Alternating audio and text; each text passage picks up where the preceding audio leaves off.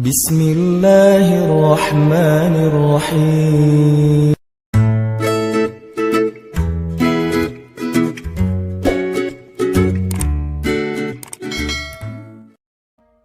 Kemarin kita ketika sholat Jumat udah ngebahas sekilas tentang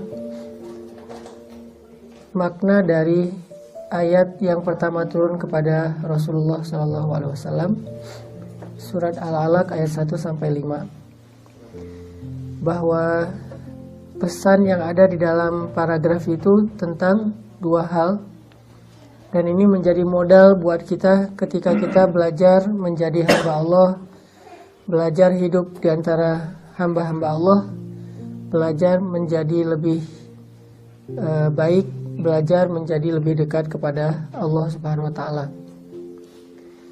Dua hal yang terkandung di dalam paragraf pertama yang turun kepada Nabi. Yang pertama adalah tentang belajar yakin kepada Allah bahwa Allah itu maha kuasa, berkuasa menciptakan, menghidupkan, mematikan. Allah lah yang mengajarkan segala ilmu yang tadinya kita tidak mengerti.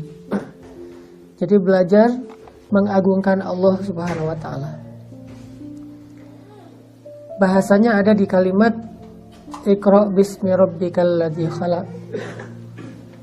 Bacalah dengan nama Tuhanmu yang telah menciptakan.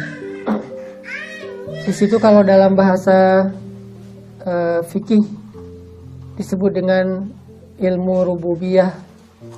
Iqra bismi rabbika, dengan nama Rabbmu. Di situ ada rububiyah. Apa itu rububiyah? Rububiyah artinya Allah maha menciptakan, maha memelihara, maha memiliki, maha kaya, dan seterusnya. Makanya susah kalau kata Rabb ini diterjemahkan dalam bahasa Indonesia, karena terjemahannya tidak sederhana seperti istilah Tuhan, tapi dia ada semacam peran gitu. Kalau Tuhan saja mungkin hanya sekedar simbol, tapi kalau Rabb itu ada perannya. Dia yang menciptakan, dia yang berkuasa, dia yang menentukan, dia yang memelihara, yang memberi rezeki, yang memiliki. Ini semuanya makna Rabb atau rububiyah. Sehingga pesan pertama dari ayat yang turun kepada Nabi di awal itu adalah belajar mengagungkan Allah Subhanahu wa Ta'ala setinggi-tingginya. Mengagungkan Allah di sini bukan hanya dalam bentuk ucapan lisan, tetapi mengagungkan Allah yang lebih dalam lagi adalah ketika kita yakin kepada Allah Subhanahu wa Ta'ala di dalam hati. Karena banyak orang yang mengagungkan Allah dengan lisan tetapi hatinya tidak beriman, maka itu disebut dengan orang-orang munafik. Wa minan nas may yaqulu amanna billahi wa bil yaumil akhir wa ma hum bimu'minin. Di antara manusia ada yang yaqul itu berkata dengan lisan, kami beriman kepada Allah dan hari akhir, tapi kata Allah, jadi Allah mengkomentari kata-kata mereka. Ibaratnya mereka posting nih, Allah komen. Postingan mereka apa? Captionnya, kami beriman kepada Allah dan kepada hari akhir. Terus Allah komen, kata Allah, wa ma hum bimu'minin. Mereka tidak beriman. Kenapa Allah justru menolak keimanan mereka padahal mereka sudah yaqulu, berkata dengan lisannya? Karena ternyata iman mereka itu tidak masuk ke dalam hati, hanya ada di dalam ucapan lisan. Padahal Nabi SAW bersabda, sesungguhnya Allah tidak melihat kepada perbuatan kalian atau penampilan kalian atau harta kalian dan seterusnya. Allah melihat ke dalam hati kalian. Dan kalau kita baca hadis pertama dalam setiap buku para ulama, selalu hadis pertamanya innamal a'malu binniyat. Sesungguhnya semua amal itu, baik perkataan atau perbuatan, tergantung kepada an-niyah yang ada di dalam hatinya. Kalau niatnya benar, maka dia akan mendapatkan balasan yang baik dari Allah. Kalau niatnya melenceng, maka dia tidak punya akad apa-apa dengan Allah Subhanahu wa Ta'ala. Sehingga kita balik lagi kepada surat Al-Alaq, belajar mengagungkan Allah artinya bukan sekedar belajar memuji Allah dengan lisan, walaupun itu satu kebaikan. Tapi kalau tidak selaras dengan hati, maka yang lisan ditolak. Sedangkan seseorang yang memuji Allah dengan hatinya, walaupun lisannya sederhana, maka itu berkualitas, berharga di sisi Allah Subhanahu wa taala. Belajar mengagungkan Allah di dalam hati. Belajar meninggikan Allah di dalam hati. Kalau bahasa sederhananya, belajar yakin dan takjub kepada Allah. Belajar yakin dan takjub kepada Allah. Dan ini gak bisa dibuat-buat. Kita harus tanya ke dalam hati kita masing-masing. Kalau bahasa Nabi, istafti qalbak, tanya kepada hatimu. Istafti qalbak, tanya kepada hatimu. Bukan coba kamu ucapkan dengan lisanmu, bukan. Coba kamu ekspresikan dengan penampilan kamu, bukan. Tetapi istafti qalbak, coba minta fatwa, minta pendapat dalam hatimu. Apakah hati itu benar-benar yakin dan takjub kepada Allah Subhanahu wa taala. Sebaliknya, begitu dia yakin kepada makhluk, berarti dia tidak mengamalkan pesan pertama dari Al-Quran. Ketika dia takjubnya kepada makhluk, apalagi kepada diri sendiri, yang kita kenal dengan istilah ujub. Dari kata ajabah atau takjub atau ujub, jadi bahasa Indonesia takjub, ujub itu sama aja. Ketika dia takjub kepada dirinya, namanya ujub. Dan berarti dia tidak lagi mengamalkan pesan pertama yang turun kepada Rasulullah. Kalau udah kayak gitu, susah menjadi orang yang taat kepada Allah. Karena takjub kepada Allah ini artinya meninggikan Allah setinggi-tingginya. Kemudian pesan keduanya adalah merendahkan diri kita serendah-rendahnya. Khalaqal insan min 'alaq, yang menciptakan manusia dari segumpal darah. Mimmaniyyi yumna, kalau di surat Al-Qiyamah disebut diciptakan dari maniyin yumna, dari setetes air yang dipancarkan. Dan istilah airnya juga disebutkan oleh Allah, saking rendahnya manusia. Berarti pesan yang awal-awal disampaikan Allah kepada Rasulullah, bisa dibilang kuliah pertamanya Nabi itu bukan gimana cara membaca huruf. Sampai akhir hayat juga Nabi tidak bisa membaca huruf. Tapi kuliah pertama yang disampaikan Allah kepada Nabi adalah materi Allah Maha Tinggi, manusia itu rendah. Allah Maha Kuasa, manusia itu tidak berdaya. Allah Maha Kaya, manusia itu fakir. Allah Maha Menghidupkan, manusia itu dihidupkan. Allah Maha Kuat, manusia itu lemah. Allah Maha Menolong, manusia itu butuh pertolongan. Alam yajidaka yatiman fa'awa, wa wajadaka dhallan fahada, wa wajadaka ailan fa'aghna. Itu pesan yang sama seperti yang ada di dalam surat Al-Alaq ayat 1-5. Jadi bisa dibilang tentang kebesaran Allah dan kerendahan manusia. Kebesaran Allah ini bisa dibilang dengan istilah azamatullah atau ma'rifatullah atau akidah, sedangkan kerendahan manusia bisa disebut dengan istilah at-tawadu. Itulah ternyata tema pertama dalam Islam, bab akidah dan bab tawadu, dan ini satu paket. Ketika seorang manusia meninggikan diri, pasti akidahnya udah gak benar. Ketika manusia meninggikan Allah, otomatis harusnya dia menjadi lebih rendah di hadapan Allah, merasa lebih rendah. Gak mungkin dua hal ini berjalan sama. Artinya dia tinggi, Allah tinggi, itu nggak mungkin. Ketika dia meninggikan diri, berarti dia merendahkan Allah.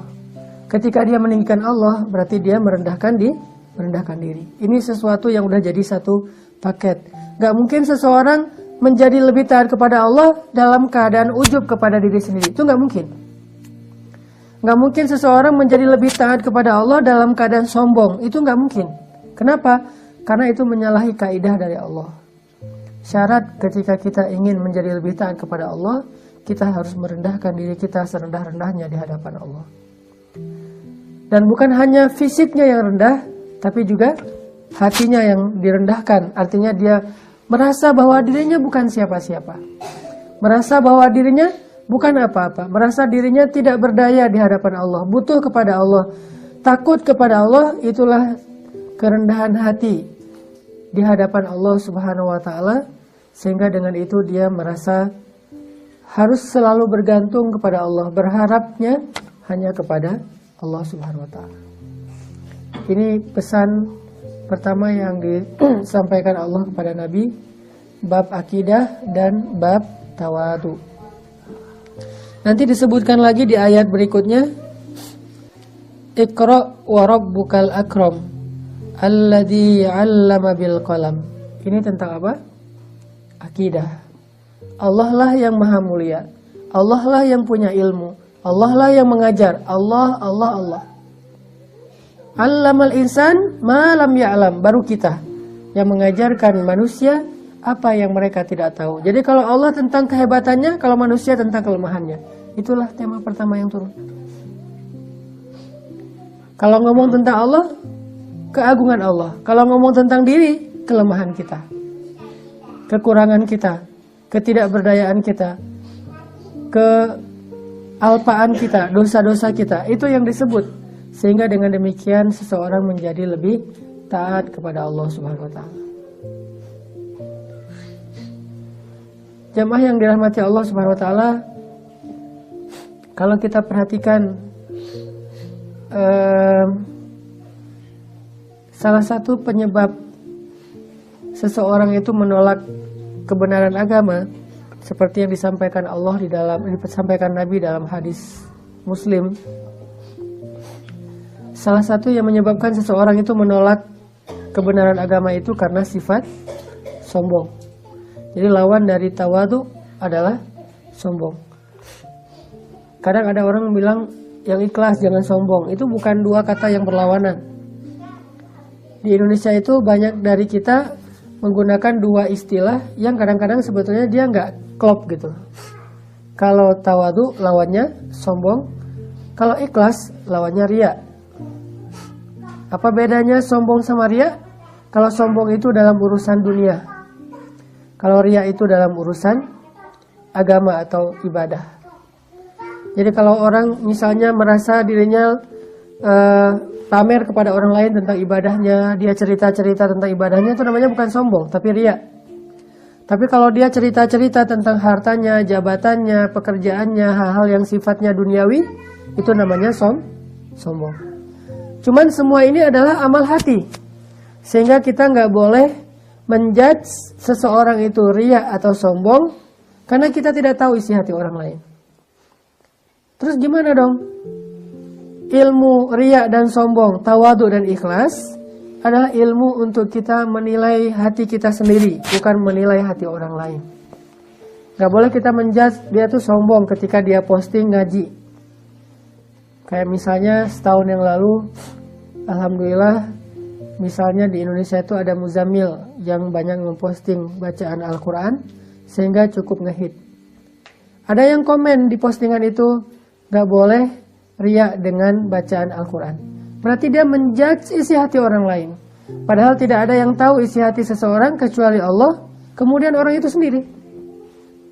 Bisa aja niatnya adalah syiar, dan terkadang amal soleh itu lebih baik disiarkan, ditampakkan supaya menjadi teladan. Muncullah hadis Nabi, siapa yang memberikan teladan yang baik, man sanna sunnatan hasanah. Bagaimana akan jadi sunnah hasanah kalau tidak ditampakkan? Berarti nggak semua amal itu harus disembunyikan. Karena kalau disembunyikan, tidak ada yang meniru. Tidak menjadi tren. Alhamdulillah gara-gara Muzamil tampil, manggung, akhirnya membaca Al-Quran itu menjadi tren tanpa harus mengubah penampilan.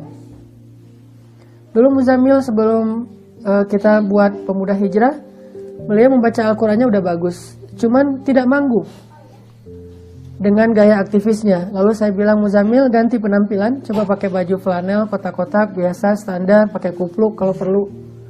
Walaupun sekarang udah normal lagi, pakai kupluk, coba baca Quran, jadi imam. Mudah-mudahan itu jadi tren yang positif, karena kita dulu punya misi membuat tren yang menghilangkan gap antara youth sama Islam. Itu misi pemuda hijrah. Selama ini ada gap yang cukup besar antara Islam dengan youth. Seolah-olah kalau udah lebih religi kurang gaul, kurang main, kurang asik. Kalau udah asik harus jauh dari agama, kurang taat. Nah, ini seolah-olah selama ini ada gap. Sehingga kita munculkan hashtag taat tapi asik. Dan misinya apa? Menghilangkan gap. Salah satu bentuk trennya, coba kita panggungkan sosok anak muda lulusan ITB, tapi ngajinya bagus dengan penampilan yang tetap anak muda. Kita panggungkanlah Muzammil. Ada yang komen misalnya itu riya segala macam, ini urusan hati masing-masing. Nahnu la nahkum illa bizzawahir, kata Umar. Kita nggak boleh menghukumi sesuatu kecuali dengan yang tampak. Adapun yang tidak tampak, kita tidak boleh menjudge atau menghakiminya. Akhirnya sekarang menjadi tren sampai ada siapa yang gimbal tapi baca Quran, kan ya. Tren itu berkembang terus kayak bola salju, makin lama makin besar. Terus anak-anak SMA banyak yang posting, lagi post di sekolah baca Quran, posting di Instagram.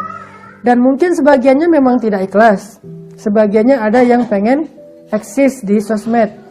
Tapi jangan sampai gara-gara kita ngerasa tidak ikhlas jadi tidak beramal. Ya, itu juga salah satu jebakan setan. Gimana caranya Ustaz? Ya udah beramal aja. Karena ikhlas itu adalah kematangan jiwa.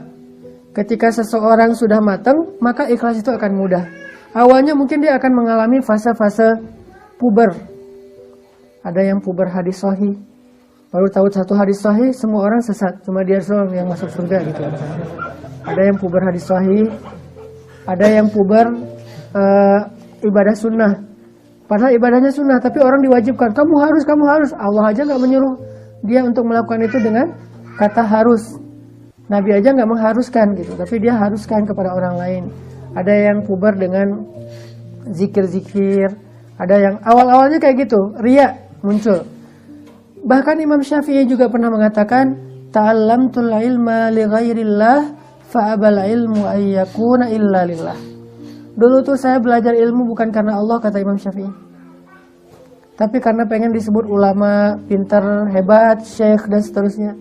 Tapi setelah saya belajar ilmu itu menuntun saya kepada Allah. Jadi jangan tunggu ikhlas baru beramal, tapi beramal dulu, Allah yang akan menuntun hati kita biar ikhlas. Kita berusaha, tapi jangan sampai, kenapa kamu nggak sholat berjamaah? Takut riya, kan? Kenapa nggak hafal Quran? Daripada saya nanti hafal Quran disebut hafiz terus masuk neraka. Nah, ini juga jebakan setan. Artinya bab tawadu dan sombong, bab tawadu dan sombong, ikhlas dan riya adalah bab a'malul qulub, amalan-amalan hati. Karena dia amalan hati, la ya'lamuha illallah, tidak ada yang tahu kecuali Allah. Innahu alimun bidzatis sudur. Jadi jangan sampai kita menghakimi orang lain dengan sifat sombong ataupun riya. Cukup kita menilai diri kita, saya ini ikhlas apa riya, tawadu apa sombong, dan hanya kita yang tahu setelah Allah Subhanahu wa taala. Jadi di dalam banyak hadis disebutkan salah satu penyebab orang menolak Islam itu karena sombong, bukan karena nggak ngerti. Salah satunya Abu Jahal.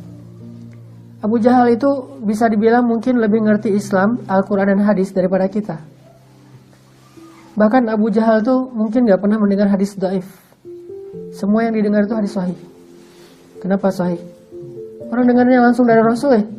Nggak ada, kata Abu Jahal tuh ada tuh hadis riwayat Bukhari ya. Nggak ada di zaman Abu Jahal hadis riwayat Bukhari. Orang Bukhari juga belum lahir. Jadi Abu Jahal itu ngedengar semuanya hadis sahih. Abu Jahal itu mendengarkan Al-Quran langsung dari Rasul atau langsung dari Abdullah ibnu Mas'ud. Tahukah kita siapa Abdullah ibnu Mas'ud? Yang bacaan Al-Qurannya persis seperti Jibril alaihissalam. Kalau kita mungkin persis seperti Imam Masjidil Haram atau siapa. Kalau Abdullah seperti Jibril. Kalau kalian pengen dengar bacaan Jibril, kata Nabi, dengarkan Abdullah ibnu Mas'ud. Itu bacaan yang bisa dibilang kayak kembarannya bacaan Jibril. Jadi benar-benar imitator gitu. Nyontohin Jibril tuh persis kayak orang nyontohin Sudais persis, nyontohin Al-Ghamidi persis, nyontohin Toha Junaid persis. Kalau ini nyontohin Jibril persis. Berarti Abu Jahal tuh dengerin Al-Quran langsung dari sumbernya atau dari orang-orang yang luar biasa. Kenapa nggak beriman tuh? Apakah dia nggak ngerti? Abu Jahal itu bukan orang bodoh. Istilah bodoh di dalam kalimat ini bukan tidak punya ilmu, tapi keras kepala. Sebetulnya nama aslinya sebelum dijuluki dengan Abu Jahal, Abu Al-Hakam kan? Apa arti Abu Al-Hakam? Cendekiawan. Abu Al-Hakam itu guru bangsa. Jadi kalau orang Arab bingung tentang masalah satu sejarah, nanyanya ke Abu Jahal. Kalau orang Arab bingung tentang masalah nasab, karena ilmu nasab ini ilmu penting, dan kita juga nggak mempelajari ilmu nasab dengan baik. Buktinya kita kakek juga kadang-kadang udah lupa namanya siapa ya. Cuma ingat nama ayah. Kadang nama kakek lupa, atau nama buyut minimal urutan keempat di atas kita udah lupa pasti. Siapa nama buyut kamu? Tahu. Yang penting juga saya bin siapa gitu. Itu juga kadang-kadang kebalik. Jadi nama mertua ya. Terlalu menghayati. Pak ditanya, emang kamu udah punya mertua? Belum sih. Saking semangatnya mau nikah. Abu Jahal itu menghafal nasab orang Arab, teman-teman. Semua orang yang ada di Mekah, dia tahu nasabnya sampai kepada Ibrahim. Dan modal menghafal nasab inilah yang menyebabkan kenapa Allah turunkan Al-Quran dan hadisnya di Arab. Karena orang Arab itu bagus dalam menghafal riwayat. Gak kebalik namanya. Seandainya Al-Quran turunnya di Indonesia, pasti udah banyak banget pemalsuan. Karena kita tidak terbiasa menghafal nasab dari si fulan, dari si fulan. Itu kan agak rumit ya, dan membosankan. Saya dulu kenapa gak ngambil jurusan hadis? Saya malas ngafal-ngafal nasab. Baca hadis itu jangan cuma menghafal teksnya. Teksnya mungkin cuma 2 baris, tapi nasabnya bisa 10 baris. Nama ini nggak boleh kebalik dengan nama itu. Kenapa nggak boleh kebalik? Karena kalau udah kebalik, nggak sezaman. Gimana dia akan mendengar hadis? Kalau ada yang 2 orang seolah-olah dia mendengarkan hadis padahal tidak sezaman, berarti namanya hadis munqati, hadisnya dhaif.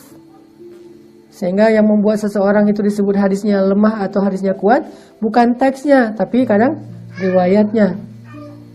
Nah, orang Arab terbiasa menghafal riwayat. Makanya dengan itulah Allah menjaga Islam sampai sekarang. Belajar Al-Quran pakai riwayat, belajar hadis pakai riwayat. Disebut dengan istilah sanad kalau di kita.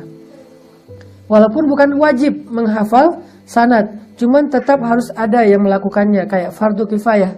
Di antara kaum muslimin, ada yang harus menghafal sanad Al-Quran dan sanad hadis. Kalau dia sudah, maka kewajiban yang lain gugur, kayak memandikan jenazah. Kenapa? Dialah penjaga Al-Quran dan hadis. Dan orang kayak gini akan ada terus sampai kiamat. Jadi kita nggak perlu khawatir Al-Quran itu akan dihilangkan dengan dibakar di New York, nggak perlu khawatir. Karena ketika hari pembakaran Al-Quran di New York, hari yang sama ada wisuda penghafal Al-Quran di Gaza sebanyak 21.000 anak. Jadi kata Allah, mereka ingin memadamkan cahaya Allah, tapi Allah justru menyempurnakan cahayanya walaupun mereka tidak suka. Memang kayak gitu sifatnya.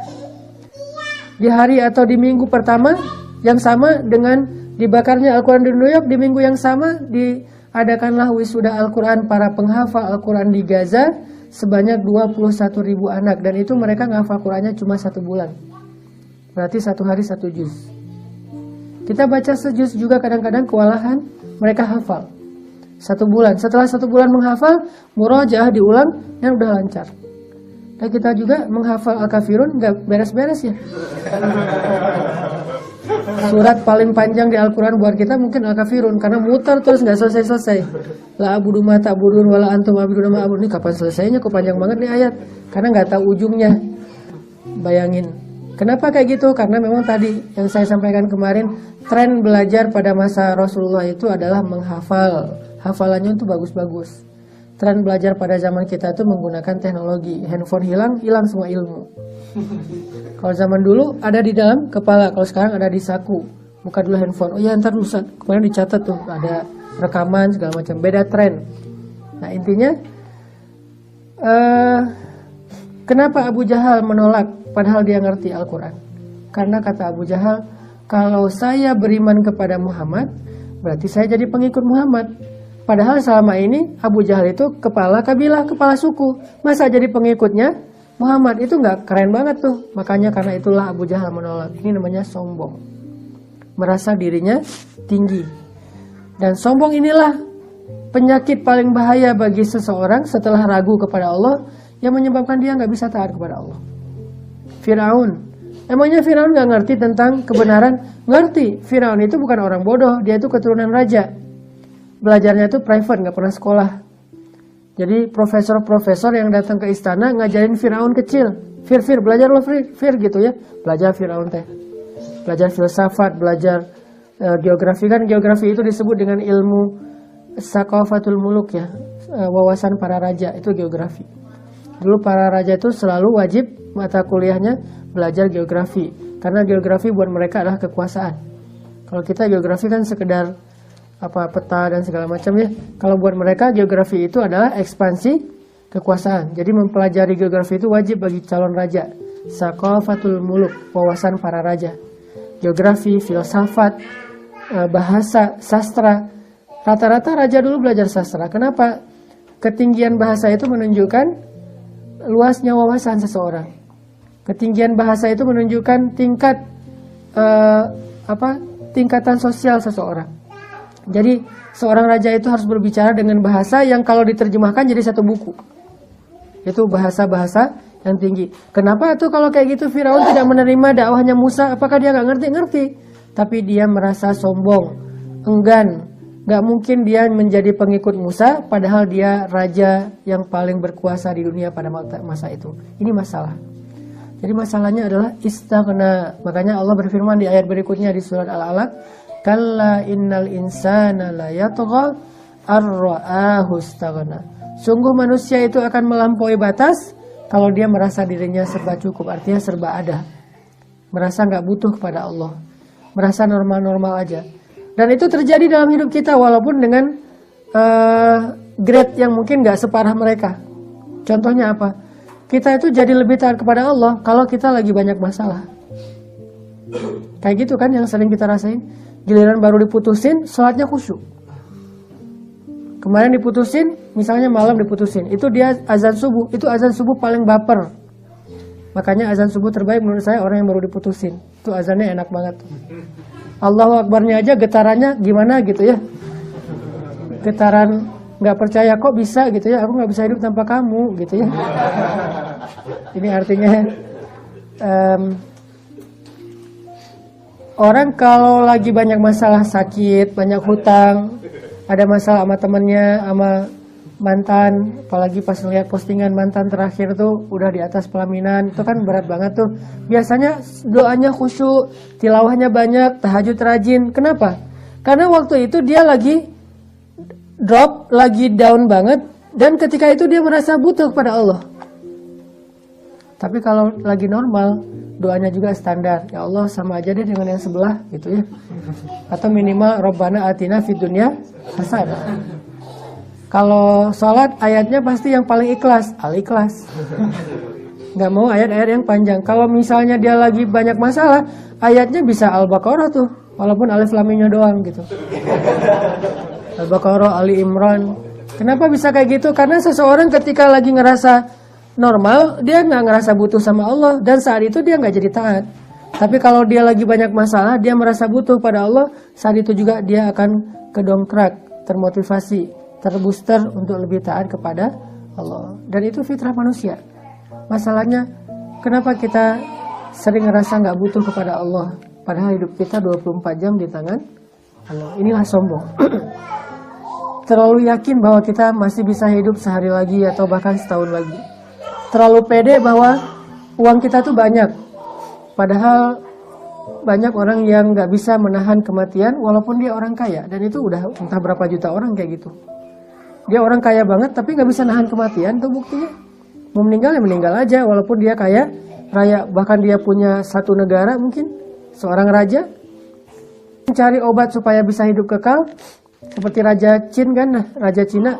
Dia takut kematian, akhirnya dia suruh dokter nyari obat ke seluruh dunia. Ketemulah obat yang dibuat dari air raksa, malah mempercepat kematiannya. Kalau nggak salah Raja Qin itu meninggal di usia yang masih muda. Raja Mongol nyari obat ke seluruh dunia biar panjang umur. Ternyata kesimpulan dari para tabibnya apa? Umur tidak bisa dipanjangkan, tetapi kekuasaan bisa. Gimana caranya? Turunkan kekuasaan kamu kepada anak kamu. Mulakukan. Tapi dia tetap meninggal. Artinya berkuasa, punya harta, dan seterusnya. Sebetulnya udah banyak contoh bahwa itu tidak mengkekalkan manusia. Tapi tetap aja kita kadang-kadang ngerasa, saya nggak butuh-butuh amat lah sama Allah. Sehingga ketika Allah panggil, nggak harus datang langsung. Nggak butuh-butuh amat lah sama Allah. Sehingga kita ketika sholat, nggak terlalu ingat Allah. Ingat justru dengan kerjaan-kerjaan kita. Ini artinya teman-teman yang dirahmati Allah, ya kita belajar sifat tawadu. Pertama, tawadu kepada Allah artinya kita merasa butuh kepada Allah. Dari situ kita akan dapat semangat untuk lebih taat kepada Allah Subhanahu wa Ta'ala. Lihat nanti bagaimana Allah Subhanahu wa Ta'ala mengubah kehidupan seseorang dari di atas tiba-tiba jatuh sedalam-dalamnya atau serendah-rendahnya. Orang yang tadinya sehat-sehat aja tiba-tiba langsung lumpuh misalnya, na'udzubillah. Orang yang tadinya kaya tiba-tiba diuji dengan miskin. Dan itu banyak banget cerita orang yang sukses, man of the year gitu ya. Sukses sebagai pengusaha tahun itu, anak muda dan pengusaha. Tahun depannya tiba-tiba ada di dalam penjara. Dan itu cerita kayak gitu banyak. Pejabat yang tadinya ngerasa congkak, angkuh kemana-mana pakai forrider, gak lama kemudian 5 tahun kemudian ada di penjara. Dan sekarang jumlahnya banyak di penjara. Ada yang 15 tahun, 17 tahun, 10 tahun. Ada yang bahkan belum divonis tapi udah menjalani sekitar 1 tahun di dalam penjara. Artinya kehidupan seseorang itu sebetulnya sangat butuh Allah. Kita karena ngerasa kadang-kadang kita normal-normal aja padahal kita udah melenceng. Lagi road to kehancuran, cuma kita nggak sadar. Kalau nggak ditolong oleh Allah, maka mungkin kita benar-benar akan binasa. Belajar merasa butuh kepada Allah. Itu tawadu kepada Allah Subhanahu wa Ta'ala. Mudah-mudahan dengan demikian kita bisa banyak muhasabah. Kalau berdoa tuh ngomong, ya Allah, saya itu nggak berdaya, Engkau Maha Kuasa. Ya Allah, tolong saya nggak bisa apa-apa. Engkau Maha Kuasa atas segala sesuatu. Ya Allah, saya lemah, Engkau Maha Kuat. Sebutin kelemahan kita, kerendahan kita, sebutin kebesaran Allah. Baru kita akan khusyuk dalam berdoa, insya Allah. Itu yang bisa saya sampaikan. Barakallah. Assalamualaikum warahmatullahi wabarakatuh.